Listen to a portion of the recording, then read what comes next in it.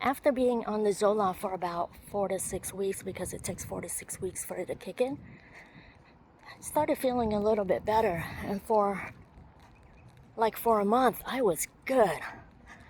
So good. And I saw a new therapist, and I'm like, when I booked the appointment with you, a week later, I was feeling really fine. And then, bam, crash again.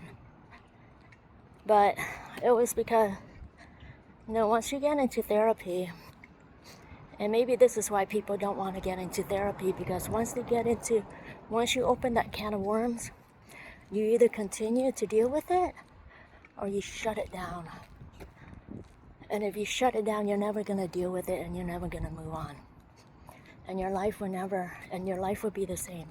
So if you want change in your life, if you want to better yourself, you need to deal with your issues. Open that can of worm and deal with it, but do it safely, right? Because some people may have really dark issues that are really hard to deal with, and opening that can of worm may be really dangerous. So don't do it alone. Have somebody with you. Anyway, I started seeing a therapist, this new therapist I love so much. She's amazing. She's been amazing. She has a therapy dog. He's so cute. And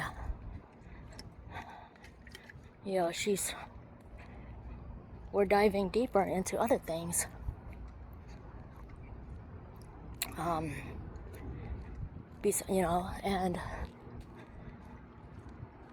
so, and I told her, I'm like, I didn't have any problems until I came here to therapy. And she's like, yeah, I mean, once you get into therapy and you talk about things, that's how, it becomes harder, because you actually have to deal with it. And she does EMDR and brainstorming. Brain spotting. And first time I did the brain spotting, it's really kind of, something came up in my life, and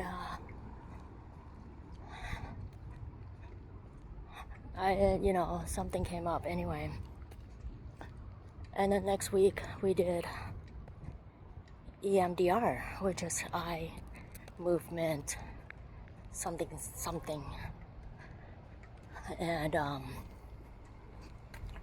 that was exhausting. I think that was 2 weeks ago. And after that, not last week, but the week before, not this week. What is this week? Okay, yeah, the week before. We did EMDR, and that was exhausting. I wanted to just pass out, or not pass out, but just go to sleep or something, because it was heavier than lifting weights. After my session, I was like, oh my God, I had no energy. And she's like, make sure you take care of yourself, take a break before you go back to work, or drink, make sure you're hydrated or something like that, because I guess it could affect your body adversely if you don't take care of yourself. And warm showers or whatever, I don't know, I forgot. But and then she's like, you might have some crazy dreams, some emotions might come up, blah blah blah. And I noticed that week I was super drained. Like, super drained. I couldn't think. I couldn't do anything. Hold on, I'm thirsty. I mean, all I could do was work and take my walk, and that's it. I was absolutely mentally and physically exhausted. I did have some crazy dreams last week. And I noticed I've been having crazy dreams since taking this Effexor.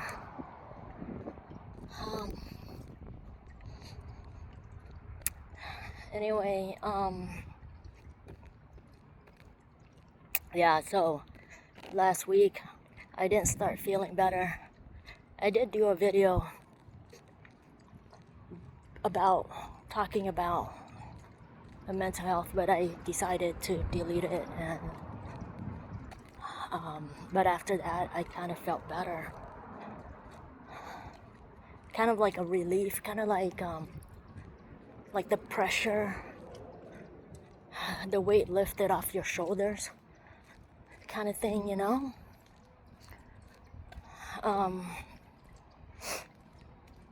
So anyway, I didn't make any content that last week.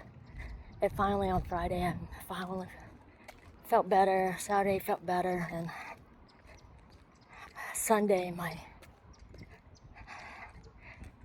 body just crashed. Like, I couldn't open my eyes. It's like my body was telling me, you need to sleep, because I haven't been able to sleep very well. And I slept for a long time on Sunday, and finally my eyes just opened. Once I guess my body felt that it had enough rest, my eyes opened naturally. And then I got up, did some stuff, and went to bed early. This week is a lot better. I haven't done any weights since beginning of June, so about 1.5 months. And so beginning of June is when I started taking the the Effexor, which I went from Zoloft to the Effexor. So venlafaxine. So in June, and it's got major side effects. Well, some side effects, and I think that's why I haven't been able to work out. And they say these drugs take about 4 to 6 weeks to get into your body. So I'm on 125 milligrams, and that seems high to me, but the psychiatrist says that's just normal. Like, they don't want you to be on such a high dose that you can't have any emotions, like that. You can't cry or anything like that, That means your medication is too high. They want you at a good level where you can function, when you don't have those moments where you just cry out of no reason, or and you're able to live your normal daily life, and I told them I want to be able to feel something on my phone. I want to be able to feel my emotions. If I want to cry, I want to cry, but it's not like if there's a reason, right? Because there are reasons. We have reasons. And I want to be able to cry and let it out if I need to. I'm not, I learned when my dad passed away that you need to embrace your feelings. You need to embrace the pain. If you want to grow, you need to embrace the pain. And you can't grow if you keep pushing the pain away and pushing the pain away and not dealing with it. The best, you need to allow your body and your life to go through the steps of grieving and things like that, right? Because if you don't, you're never going. It's like AA, Alcoholic Anonymous. If you don't go through the steps, you're never gonna get over it. You're just gonna be stuck. Step one, you know.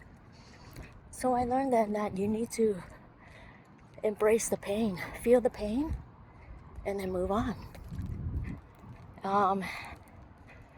So just like the cancer, whatever it is, you know, there are days. I have bad days. I'm not embarrassed about it. You know, sometimes I used to not let people see me cry. Or, you know, some people, they think crying was a weakness. And at one point when I was younger, I would think that,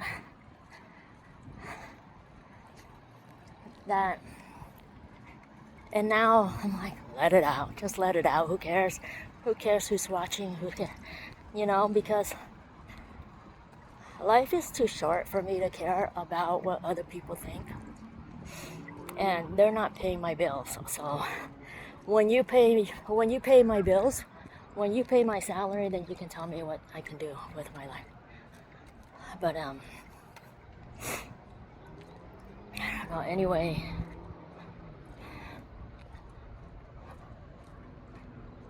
yeah, you gotta embrace the pain in order to move on. And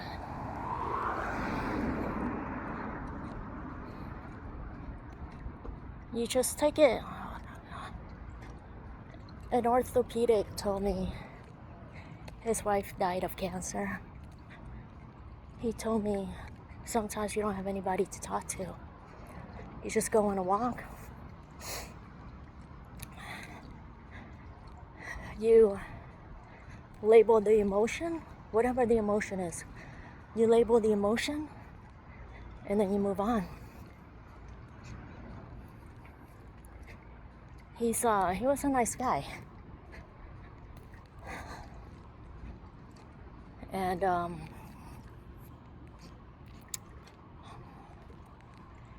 yeah, so you just deal with the emotion.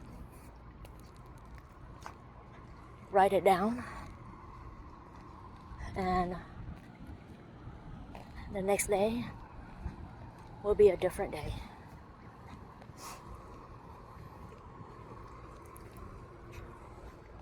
I never realized, you know, again, I never realized I had mental health issues. And I was diagnosed with anxiety and depression,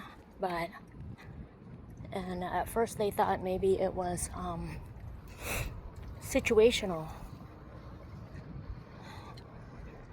because what I've been through. But, you know, who knows? It could have been just the cancer. It could have been everything after the cancer. Who knows?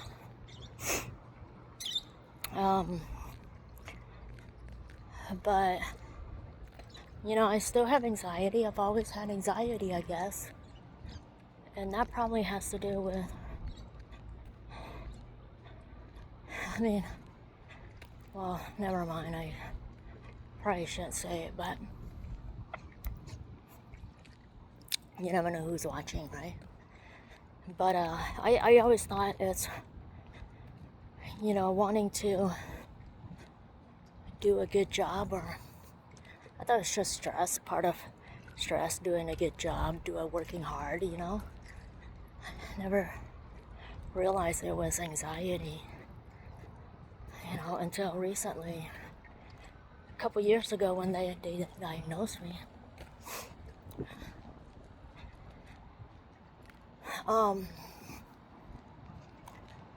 But I was never diagnosed with depression until January this year. So who knows? Who knows if it's just the medication that's putting me in this, position. But in the meantime, I continue to talk to a therapist, and so far, like I said, it doesn't get better until it gets worse. It gets worse. You deal with it, and then it's gonna get better, right? So you just gotta stick through it. And that's for those who don't have anybody to talk to. I would love to be there for you. And it would be my honor to be there for you and to extend a safe space for you. Because I know what it's like to not have a safe space. But I'm thankful that I do have somebody I can talk to. I know what it's like when